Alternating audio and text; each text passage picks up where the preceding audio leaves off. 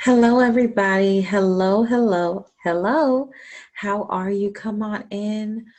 Welcome. Come on in and join me as you come in. Say hello.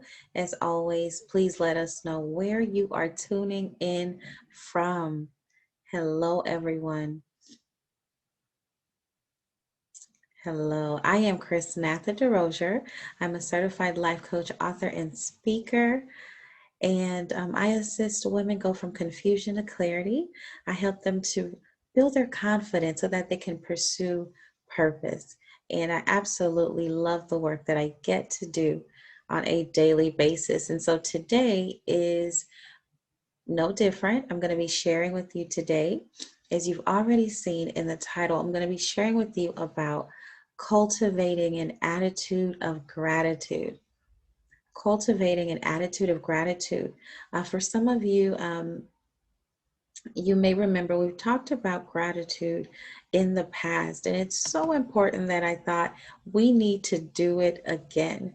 We need to do it again, definitely. So that's what we're going to be doing today. And we're going to be talking about cultivating an attitude of gratitude. All right, guys, so grab your notebooks and pens and let's get into it. Let's get into it. Cultivating an attitude of gratitude. And basically, what that means is it means when you make a habit, expressing thankfulness and appreciation, for all aspects of your life, the good, the bad, the in between. Okay, so that basically means that you are so appreciative for all aspects of your life. And so it's important that we cultivate that attitude, even though we are in a very tough time in our lives, in the world, that we still find things to be grateful for. For some of you may feel like that's really, really hard to do. So I'm encouraging you to discover some things, think about some things, list some things, put them down in the chat, whatever you wish, but think about some things that you're grateful for, okay? I want to share with you a few ways that you can practice being grateful, that you can start to really cultivate and build that attitude of gratitude that we were talking about. And so there's many ways, but we're just going to touch on a few today. All right. The first one is to start a gratitude jar or start a gratitude journal. For my fellow writers who love to write, grab a journal, go get a new notebook, and that can be your journal. And you can fill it up with things that you are grateful for.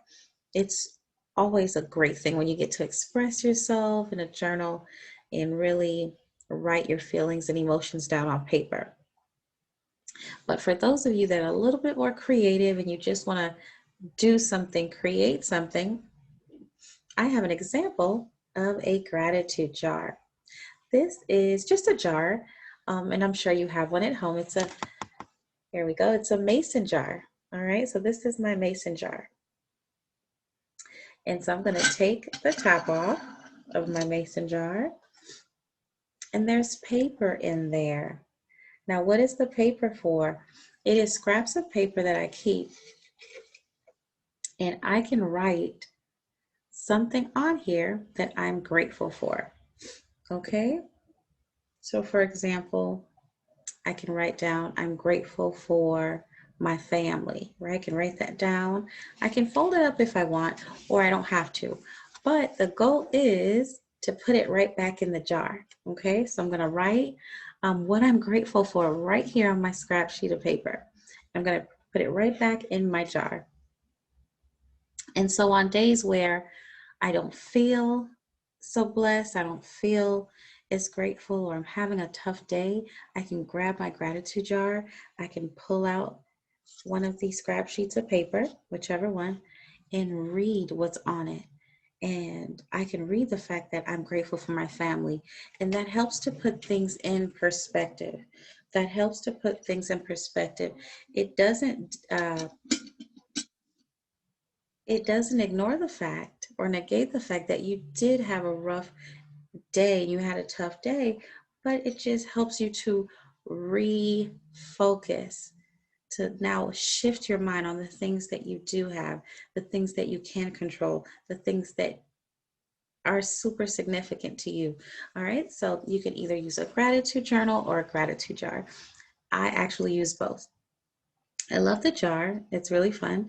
And if you are a parent, a teacher, you can use the jar as an activity to do with you and your children and the little ones. And so they feel like they're creating something too. So that's always fun to do. So that's just an idea. And I also like to write. So I have both. I do both. But you can choose whichever one best fits your personality, whether you like to kind of create something.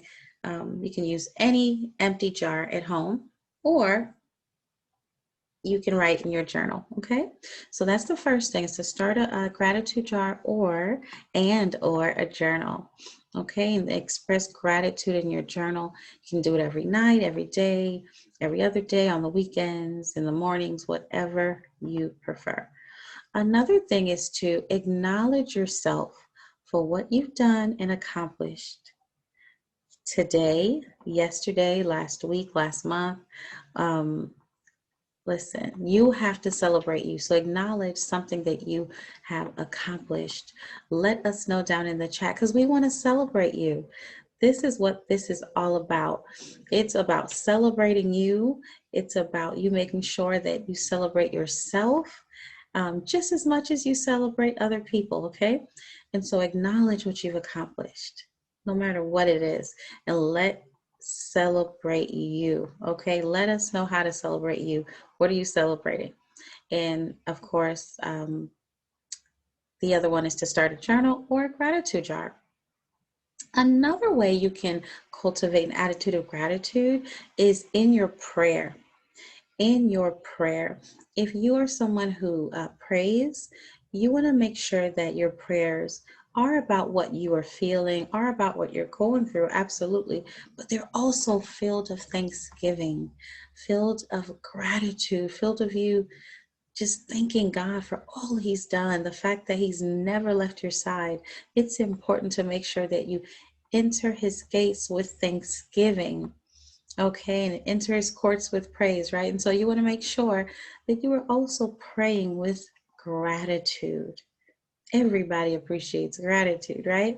And so you want to make sure that that is a part of your prayer life and your prayer conversations, your communication with God, okay? And so make sure you're doing that in your prayer time. Also, remembering to start a journal and or gratitude jar, and celebrating your own wins, being grateful for yourself, for accomplishing that goal, for not giving up, even if it took longer than expected. You reached your goal, and that is significant. Okay, so that is awesome. That is awesome. And one more way to cultivate your attitude of gratitude is to tell the people that are important in your life that they are important in your life. For some of us, that comes very easily, right? Um, we might find it easy to really express ourselves to people that we care about, we love, we work with, they're close and dear to us, that, hey, I appreciate you. I'm grateful for our relationship. I'm grateful for you just loving me, celebrating me, pushing me, supporting me. Some of us are really good at expressing that, right? It comes second nature. But for some of us, we may have some difficulty. We may not be as expressive, or we just don't say it enough. Okay. And so I'm encouraging you to really get in touch with 3 people that are really important to you, and just tell them, you are important to me. I am grateful for you. That's all you got to let them know. You are grateful for them. I'm telling you, it's going to make their day, because everyone wants to hear an incredible message like that. Okay? So those are just a few ways for you to start to cultivate your attitude of gratitude. But I also want to add some benefits to cultivating this attitude. So we shared some ways that you can cultivate this attitude of gratitude, but I'm going to share just a few benefits, because there's benefits to having this incredible attitude of gratitude, being full of Gratefulness. Okay, so there's some benefits. There is um, there is a person called Paul Mills. Paul Mills did a study. He did a study. He conducted a study actually, and he works in at the University of California in San Diego in the School of Medicine to be specific. And he conducted a study, and he looked at the role of gratitude and the effect that it has on your heart health. Okay, he looked at the effects of gratitude on your heart. So, gratitude is not only amazing, but it's good for your heart. So, let's talk about those benefits. So, he discovered during his study that the participants, it improved their overall mood. Gratefulness improved their overall mood. It made them in a better mood. Maybe they were more up, more excited, um, more positive, right? So gratefulness improved their mood. Also, he saw that through his study that gratefulness led to better health overall. And he also found that people who kept a journal had reduced levels of inflammation and an improved heart rhythm compared to those who did not write in a journal during the study. And I'll just add to that that the journal keepers, the ones that did decide to keep a journal during the study, showed a decreased risk of heart disease. And this is 2 months of keeping a journal, 2 months straight, him conducting this study. So there's benefits to having an attitude of gratitude. So I'm inviting you to be open, to open up your mind, to open up your heart, even with everything going on, to begin to be grateful, grateful that you're still here, grateful that you are still okay, right? Grateful that though you may have bended a bit, but you didn't break, right? That you are pushing through, that you are adapting to this new version of yourself, and that you will come out on the other side strong. That you will be great and incredible, that this year is not canceled for you. And God has not forgotten about you, okay? So let's begin to truly cultivate an attitude of gratitude. It first starts with you. All right, guys, so start putting into practice everything starting right now. So get your journals, start creating your gratitude jars, start incorporating Thanksgiving in your prayers. And remember some of the benefits of an attitude of gratitude, right? Overall health, helps with anxiety, improves your mood, leads to overall better health. And if you keep a journal, it helps with your heart rhythm. Oh my goodness. That is amazing. That is amazing.